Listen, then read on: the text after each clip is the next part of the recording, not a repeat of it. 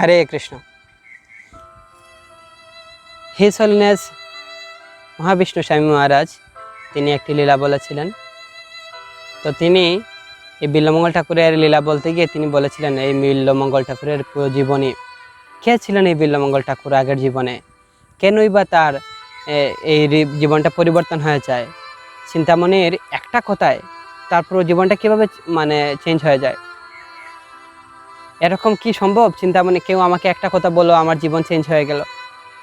তো আমরা পুরো লীলাটা শুনবো, আশা করবো আপনারা শেষ অবধি আমাদের সাথেই থাকবেন।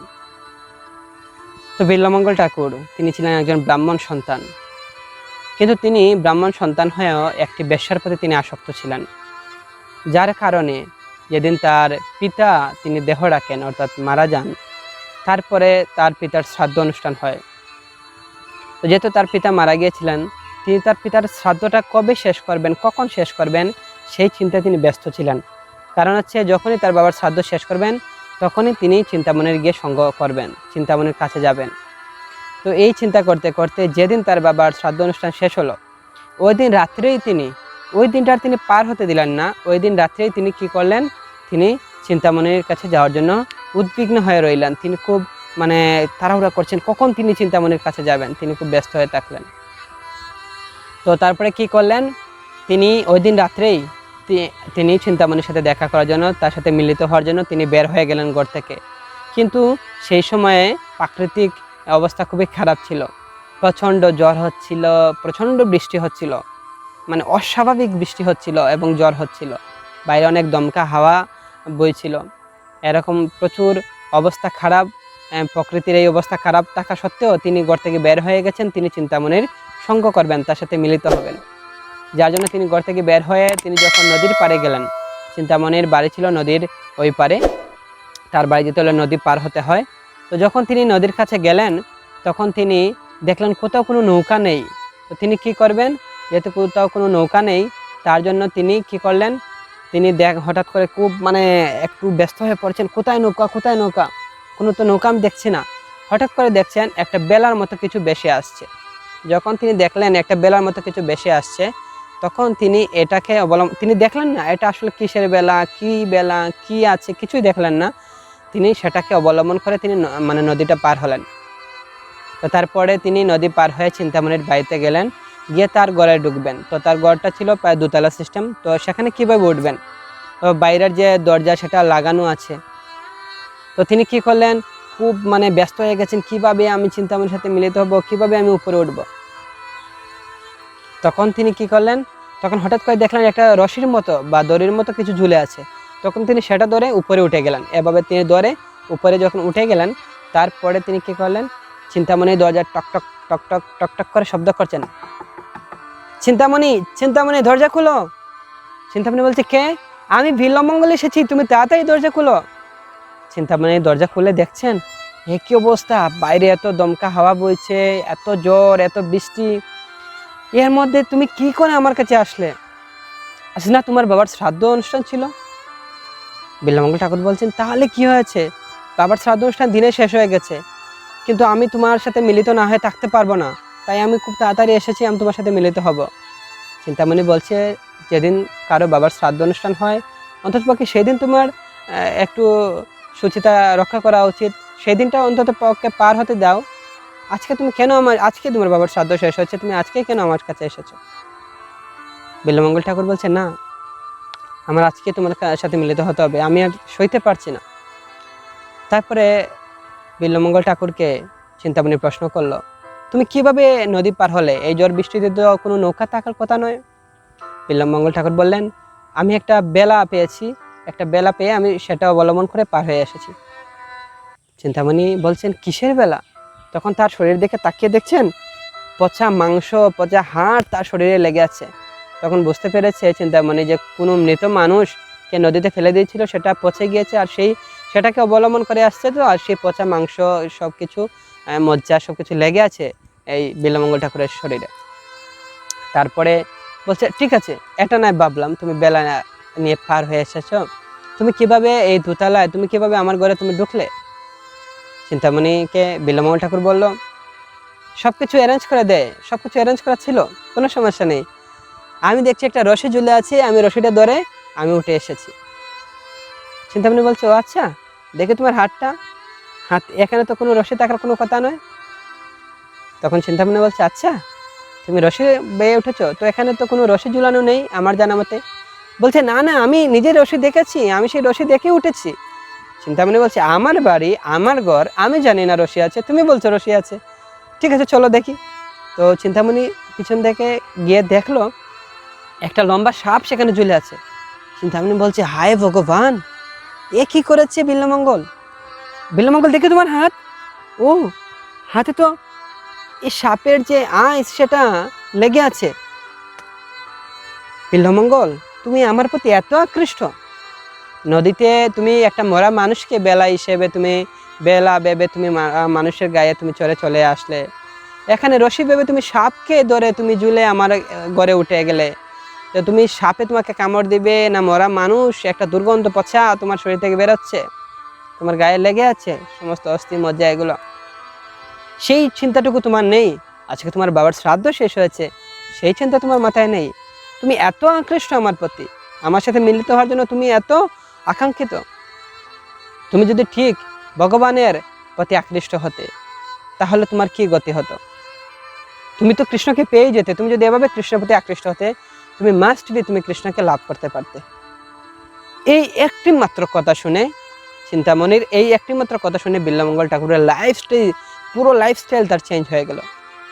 সে তৎক্ষণাৎ এই চিন্তামণির সঙ্গ পরিত্যাগ করে সে এখান থেকে বের হয়ে আসলো এবং সে সিদ্ধান্ত নিল, আমি আজকেই বৃন্দাবনের পথে রওনা হব এবং বৃন্দাবনে গিয়ে আমি কৃষ্ণের সন্ধান করব, আমি কৃষ্ণের চরণে আত্মসমর্পণ করব। তখন সে কৃষ্ণের জন্য বের হয়ে যায়। সে আকুল মনে কৃষ্ণের কাছে প্রার্থনা করতে থাকে। এরকম প্রার্থনা করতে করতে বৃন্দাবনের পথে যাবার পথে একদিন দিনের বেলা হঠাৎ করে সে দেখছে একটা পুকুর থেকে একজন যুবতী, সুন্দরী একজন যুবতী, তিনি কলসি ভরে জল নিয়ে যাচ্ছেন। যখন তিনি কলসি করে জল নিয়ে যাচ্ছেন, তখন এই যুবতীকে দেখে সে আবার তার যে চেতনা, সেই চেতনা ফিরে যায়, সেই যুবতীর প্রতি আকৃষ্ট হয়ে যায়। তারপরে বিশাল লীলা রয়েছে, সেটা অনেক বড় একটা কাহিনী। তারপরে সেই যুবতীর যে চুলের যে কাঁটা রয়েছে, সেই চুলের কাঁটা এনে সে তার দুটো চোখ অন্ধ করে দেয়, যে এই চোখের কারণে যত সব প্রবলেম, তো এই চোখের কারণে আমি কৃষ্ণকে লাভ করতে পারবো না, এই চোখের কারণে আমি আমার পূর্ববর্তী যে স্মৃতি সেটা আমি আবার অবলোকন করেছি, সেই চেতনা আবার আমার কাছে ফিরে এসেছে, তাই আমার দুটো চোখ আমি নষ্ট করে ফেলবো। এটা বলার পর সে নিজের হাতে তার দুটো চোখ অন্ধ করে দেয়। অন্ধ করে দেওয়ার পরে সে কী করলো, সে আবার বৃন্দাবনের পথে রওনা দিল। কিন্তু সে তখন কৃষ্ণের প্রতি পূর্ণরূপে সে শরণাগত হয়েছে। তাই ভক্তিবিনোদ ঠাকুর তিনি বলেছেন, সরঙ্গ শরণাগতি হইবে যাহার, তাহার প্রার্থনা শুনে শ্রীনন্দ কুমার। যদি আমরা পূর্ণরূপে কৃষ্ণের চরণে আত্মসমর্পণ করি, তখন কৃষ্ণ আমাকে হেল্প করবে। কৃষ্ণ দুহাত বাড়িয়ে রয়েছেন আমাদেরকে তিনি গ্রহণ করার জন্য, কিন্তু আমরা যাচ্ছি না। তো বিল্লমঙ্গল ঠাকুর সে পূর্ণরূপে সারেন্ডার ছিল কৃষ্ণের প্রতি। তখন এই বৃন্দাবনে যাবার জন্য কৃষ্ণ তাকে অনেক সহযোগিতা করলেন, তাকে অনেক সাহায্য করলেন, অনেক সহযোগিতা করলেন। তারপরে যখন সে বৃন্দাবনে গেল, যাবার পর সে হঠাৎ করে একটা কুয়োর মধ্যে পড়ে গিয়েছিল। একটা বিশাল গর্ত, কুয়োর মতো একটা গর্ত ছিল, সেখানে পড়ে গিয়েছিল। তো যেহেতু সে অন্ধ ছিল এবং তখন সে বৃদ্ধ হয়ে গিয়েছিল যখন বৃন্দাবনে ছিল, বৃন্দাবনে যাওয়ার পর সে অনেক সময় পার করেছে, সে অনেক ভজন করেছে, সে বিভিন্ন বৃন্দাবনের জায়গায় সে সেখানে থেকে কৃষ্ণকে আরাধনা করেছে। তো একটা জায়গায় গিয়ে সে কী করলো, এরকম গর্তে যখন পড়ে গেল, তখন সে গর্ত থেকে উঠতে পারছে না, কারণ তার দুটো চোখ অন্ধ ছিল এবং সে বৃদ্ধ হয়ে গিয়েছিল, তার জন্য সে উঠতে পারছে না। তখন সে, লালা লালা কোথায় তুমি, আমি গর্তে পড়ে গিয়েছি, লালা তুমি আমাকে তুলো, আমাকে রক্ষা করো লালা। কারণ বৃন্দাবনে কেউ তার পরিচয় ছিল না, কেউ তার পরিচিত ছিল না, যার কারণে সে এই লালাকে, গোপালকে ডাকছিল, কৃষ্ণকে ডাকছিল। কিন্তু ভক্তবৎসল ভগবান এই তার ভক্তের ডাকে তিনি আর থাকতে পারলেন না, তিনি তৎক্ষণাৎ সেখানে চলে আসলেন এবং তার হাত ধরে টেনে তিনি সে গর্ত থেকে তাকে তুললেন। যখন গর্ত থেকে তুললেন, তখন বিল্লমঙ্গল ঠাকুর সে ফিল করতে পেরেছিল, অনুভব করতে পেরেছিল যে এটা কোনো সাধারণ মানুষের হাত না, এটা নিশ্চিত কৃষ্ণের হাত। যখন সে আবার কৃষ্ণের হাতে ধরতে চেয়েছে, তৎক্ষণাৎ কৃষ্ণ তার হাত থেকে ছুটে পালিয়ে গিয়েছেন। তখন বিল্লমঙ্গল ঠাকুর বলল, ও আমি তো এখন অন্ধ, আমি তো এখন বৃদ্ধ মানুষ, তাই তুমি শক্তি কাটিয়ে আমার কাছ থেকে চলে গিয়েছো, কিন্তু আমি দেখবো তুমি কত বড় বীর। তুমি আমার হৃদয় থেকে দেখে পালিয়ে যাও তো, দেখি তোমার কত শক্তি রয়েছে, তুমি কত বড় বীর হয়েছো। তুমি আমার হাত থেকে ছুটে চলে যেতে পারবে, কিন্তু আমার হৃদয় থেকে তুমি যেতে পারবে না। এভাবে সে কৃষ্ণের স্পর্শ লাভ করে, কৃষ্ণ সঙ্গ লাভ করে।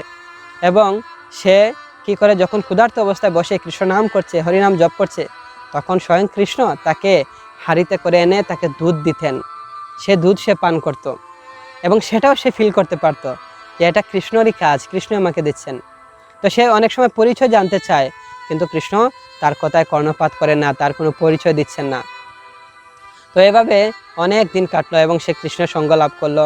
কৃষ্ণের সাথে তার বিভিন্ন লীলা সেখানে সে দেখলো, সে অনুভব করলো, এবং সে কৃষ্ণের এতটা প্রিয় হয়েছিল, সেখানে সে শ্রীকৃষ্ণ কর্ণামৃত গ্রন্থটি রচনা করেছিলেন এই বিল্বমঙ্গল ঠাকুর সেই বৃন্দাবনে বসে বসে। এই শ্রীকৃষ্ণ কর্ণামৃত গ্রন্থটি কলিযুগ পাবন অবতারী শ্রীকৃষ্ণ চৈতন্য মহাপ্রভু তিনি প্রতিদিন শুনতেন, এবং তিনি এত ভালোবাসতেন এই শ্রীকৃষ্ণ কর্ণামৃত গ্রন্থটি। তিনি এই স্বয়ং ভগবান হয়ে তিনি এই বিল্বমঙ্গল ঠাকুরের লিখিত এই শ্রীকৃষ্ণ কর্ণামৃত গ্রন্থটি পড়তেন। তো এই লীলা থেকে আমরা বুঝতে পারছি যে আমরা যদি কারো জন্য অপরাধ করি, আমরা কারো নিন্দা করি, সেটা ঠিক না। হয়তো আজকে সে একটা খারাপ মানুষ আছে, সে কখন একজন শুদ্ধ ভক্তে পরিণত হয়ে যেতে পারে, সে কখন একজন মহান ভক্তে পরিণত হয়ে যেতে পারে, সেটা আমরা জানি না। যদি বিল্বমঙ্গল ঠাকুর আমাদের সামনে থাকতো, আমরা তাকে দেখতাম, আমরা তার কত বদনাম করতাম, তাকে কত বর্ষণা করতাম, আমরা কত তাকে মন্দ বলতাম, গালি দিতাম, ঠিক না? কিন্তু সে এমন একজন খারাপ অবস্থায় থাকা সত্ত্বেও সে ভগবানের মহান ভক্তে পরিণত হয়ে গেল। স্বয়ং ভগবান তার লেখা গ্রন্থ পড়তেন। এজন্য ভগবান গীতায় বলেছেন, অপি চেত সুদুরাচারু ভজতে মামনন্নবাক সাধুরেব সমন্তব্য সম্যক ব্যবসিত হিস। অত্যন্ত দুরাচারী ব্যক্তি যদি সে আমার ভক্ত হয়, তথাপি তাকে সাধু বলে জানবে, ভগবান বলেছেন। তাই কোনো সাধু ব্যক্তি যদি কোনো খারাপ কাজ করে তথাপিও তার বদনাম করা উচিত নয়। এবং আমরা দেখতে পাই যে শাস্ত্রে আরও বিভিন্ন বর্ণনা করা আছে, চতুর্বিধ বৈষ্ণব অপরাধের কথা বর্ণনা করা আছে, হরিভক্তি বিলাসে বর্ণনা করা আছে চতুর্বিধ বৈষ্ণব অপরাধের কথা। সেখানেও বলা হয়েছে যদি কেউ পূর্বকৃত কোনো দোষের জন্য, সেখানে বর্ণনা করা আছে কোনো ব্যক্তির বা কোনো সাধুর পূর্বকৃত তার কোনো দোষের জন্য তার নিন্দা করা, সেটা ঠিক না। এরকম যদি কেউ নিন্দা করে তাহলে সে নিজে তো নরকে যাবে, তার পূর্বপুরুষগণ সহ তাকে নিয়ে নরকে যাবে। তাই যে কোনো ব্যক্তি যে কোনো ধরনের হোক, কখনোই তার নিন্দা করা উচিত নয়। সে আজকে খারাপ লোক আছে, আগামী দিন সে ভালো লোক হতে পারে, সে একজন মহান ভক্ত হয়ে যেতে পারে। যখন সে একজন মহান ভক্তে পরিণত হবে, তখন তার চরণে আমার অপরাধ হয়ে যাবে। হ্যাঁ, আবার ভক্ত হওয়ার পরেও যদি আমি বলি ও আগে তো সে এমন ছিল, আগে তো এই খারাপ কাজ করেছে, সে আগে এটা করেছে, সে ওটা করেছে, এরকম অনেক খারাপ কাজ করেছে, এখন সাধু হয়ে গেছে, এখন তাকে দেখে হরে কৃষ্ণ বলতে হবে, সম্মান করতে হবে, এরকম যখন বলবো তখন আমাদের মহা অপরাধ হবে। এবং যদি সে ভক্ত হওয়ার আগেও আমরা এটা দেখার দরকার নেই, কারণ তার কাউন্সিলর আছে, কৃষ্ণ আছেন, বিভিন্ন লোক আছে, তার দোষ দেখতে পারে। আমি কেন তার দোষ দেখবো? আমি একবার পিছন ফিরে তাকাই, আমার কত দোষ আছে সেটা আমি একবার দেখা উচিত। যখনই আমরা এরকম তার দোষ দেখবো, কিন্তু সে ফিউচারে কোনো না কোনো কারণে, কোনো না কোনো মাধ্যমে সে ভক্ত হয়ে যাবে, তখন কি হবে? তখন আমরা আর করতে পারবো না, তখন আমরা তার চরণে অপরাধ হয়ে যাবে। তো আমরা এবার আসবো যে বিল্বমঙ্গল ঠাকুর কিভাবে তার এই বিশ্বাস একটা কথা তার হৃদয়টা পরিবর্তন হয়ে যায়। তিনি আগের জন্মে কে ছিলেন, এত সহজে কিভাবে তার হৃদয় পরিবর্তন হয়ে গেল? তো শ্রী মহাবিষ্ণু স্বামী মহারাজ তিনি বর্ণনা করেছিলেন, এবং তিনি একটা প্রবচনে বলেছিলেন যে এই বিল্বমঙ্গল ঠাকুর তিনি পূর্বজন্মে একজন সন্ন্যাসী ছিলেন। তো যখন তিনি সন্ন্যাসী ছিলেন, তখন তিনি বিভিন্ন যখন ডোনেশন পেতেন, বিভিন্ন প্রণামী পেতেন, সেটা দিয়ে তিনি বৈষ্ণব সেবা করতেন, সাধুদের সেবা করতেন। তো এরকম যখন তিনি সেবা করতেন, তো একদিন তার সেই অর্থ সংকট দেখা দেয়, মানে তার আর্থিক প্রবলেম হয়, তিনি টাকা পাচ্ছেন না, তিনি কিভাবে সাধুদের সেবা করবেন? কারণ তিনি প্রতিদিন প্রসাদ বিতরণ করতেন, সমস্ত ভক্তদের মধ্যে, সমস্ত লোকদের মধ্যে তিনি ফ্রি প্রসাদ বিতরণ করতেন। তো একদিন তার কাছে কোনো টাকা পয়সা নেই, তিনি কিভাবে প্রসাদ বিতরণ করবেন? তখন তিনি অর্থের সন্ধানে বের হন। যখন তিনি অর্থের সন্ধানে বের হন, তখন তিনি দেখেন একজন রাজার একটা কন্যাকে, সে মারা গিয়েছে, সে কন্যাকে অনেক স্বর্ণ অলঙ্কার দ্বারা তাকে সাজিয়ে সে কন্যাকে নিয়ে শ্মশানে যাওয়া হচ্ছে। তখন বিল্লমঙ্গল ঠাকুর তিনি চিন্তা করলেন, রাজার তো অনেক সম্পদ আছে, তাই মৃত কন্যার শ্মশানেও মৃত কন্যার সাথে কিছু স্বর্ণালঙ্কার দিচ্ছে, যেটা শ্মশানে পুরে থাকবে, সেখানে শ্মশানে পরে থাকবে। তো এই স্বর্ণ অলঙ্কার তো পুরলে নষ্ট হবে না, আমি স্বর্ণ অলঙ্কারগুলো কালেক্ট করব এবং সেটা বিক্রি করে যে অর্থ পাবো সেই অর্থ দিয়ে আমি সবাইকে প্রসাদ বিতরণ করব। তো তিনি এরকম চিন্তা করে যখন তার দাহ শেষ হলো, তিনি সেখানে গেলেন সেই স্বর্ণ অলঙ্কারগুলো কুড়িয়ে নিতে। তখন যে মেয়েটি দাহ হয়েছিল, তাকে পুরা হয়েছিল মারা যাওয়ার পর, সেই মেয়েটি অত্যন্ত আসক্ত ছিল সেই স্বর্ণের প্রতি, যার কারণে তার আত্মা সেই শ্মশানের চারিদিকে পাহারা দিচ্ছিল, যাতে তার এই স্বর্ণ অলঙ্কারগুলোকে সে পাহারা দিচ্ছিল যাতে কেউ না নেয়। তখন আকস্মিকভাবে সেই মেয়েটির আত্মা সে বলে উঠল যে তুমি এই স্বর্ণগুলা নিয়ে যাবে না। তখন বিল্লমঙ্গল ঠাকুর বলছেন, সেই টাকাগুলো আমার দরকার, আমি বৈষ্ণবদের সেবা লাগাবো, আমার অর্থ দরকার, তোমার অলঙ্কারগুলো বিক্রি করে আমি সেটা যে টাকা নিয়ে আমি ভক্তদেরকে প্রসাদ বিতরণ করবো, প্রসাদ পাওয়াবো। সেই মেয়েটি বলছে, না, তুমি আমার অলঙ্কারগুলো নিবে না, এগুলো আমার খুব প্রিয় অলঙ্কার, আমি এগুলোকে ত্যাগ করতে চাই না। তোমার যদি টাকা পয়সার প্রয়োজন হয় তাহলে তুমি আমার বাড়িতে যাও এবং আমার বাবাকে গিয়ে বলো আমার বিছানা নিচে একটা বাক্স আছে, সেই বাক্সের মধ্যে আমার কিছু অলঙ্কার আছে, সেগুলো বিক্রি করে তুমি অর্থ নিয়ে যেতে পারো। তখন যথারীতি বিল্লমঙ্গল ঠাকুর সেখানে গেলেন এবং রাজাকে বললেন, রাজার কাছ থেকে তিনি অলঙ্কারগুলো নিয়ে বিক্রি করে তিনি যখন ভক্তদের সেবা করাবেন প্রসাদ পাবেন, কিন্তু সেটা মানে উপযুক্ত টাকা হয়নি, তার যতটুকু প্রয়োজন ততটুকু হয়নি। তখন তিনি ফিরে আবার সেই শ্মশানে আসলেন, এসে তিনি আবার সেই অলঙ্কারগুলো যখন নিয়ে যেতে চাইলেন, তখন সেই মেয়েটি অভিশাপ দিল যে হে ব্রাহ্মণ, হে সন্ন্যাসী, তুমি এতই লালায়িত এই স্বর্ণ অলঙ্কারের প্রতি, এই মেয়ে মানুষের স্বর্ণের প্রতি, অলঙ্কারের প্রতি তোমার এত লোভ, তোমাকে আমি বারণ করা সত্ত্বেও তুমি এই অলঙ্কারগুলো নিয়ে এসেছো, তুমি নিয়ে যাচ্ছ, তাই আমি তোমাকে অভিশাপ দিচ্ছি, যেহেতু তুমি মেয়ে মানুষের অলঙ্কারের প্রতি এতটাই আসক্ত, তাই পরবর্তী জন্মে তুমি একটি মেয়ের প্রতি আসক্ত হবে, একজন বেশ্যার প্রতি আকৃষ্ট হবে এবং তোমার সমস্ত সৎ চিন্তা বলি, সমস্ত সৎ গুণাবলী নষ্ট হয়ে যাবে এবং তুমি একজন মেয়ের প্রতি, একজন বেশ্যার প্রতি আকৃষ্ট হয়ে থাকবে। সেই অভিশাপের কারণে এই সন্ন্যাসী পরবর্তী জন্মে বিল্লমঙ্গল ঠাকুর রূপে জন্মগ্রহণ করেন এবং তিনি চিন্তামণির প্রতি আকৃষ্ট থাকেন। এই হচ্ছে এই বিল্লমঙ্গল ঠাকুরের পূর্ববর্তী জীবনের কথা। তো এজন্য আমাদের কেয়ারফুল থাকা উচিত, সতর্ক থাকা উচিত, যাতে আমরা কখনোই কারো বদনাম না করি, কখনোই কাউকে দোষারোপ না করি, তার দোষ ত্রুটি আমরা যেন খোঁজার চেষ্টা না করি। তাহলে যদি সে কখনো ভক্ত হয় বা ভক্ত অবস্থায় যদি আমরা কারো দোষ ত্রুটি করি, সেটা তো আরো মহান অপরাধ, তাহলে তার জন্য আমাদের অপরাধ হয়ে যাবে। সবাইকে অসংখ্য ধন্যবাদ। কৃপাপূর্বক আপনারা আমাদের এই গুরু কৃষ্ণ কৃপা ইউটিউব চ্যানেলে সাবস্ক্রাইব করবেন এবং আমাদের সঙ্গেই থাকবেন। সবাইকে আবারও ধন্যবাদ জানাচ্ছি। হরে কৃষ্ণা।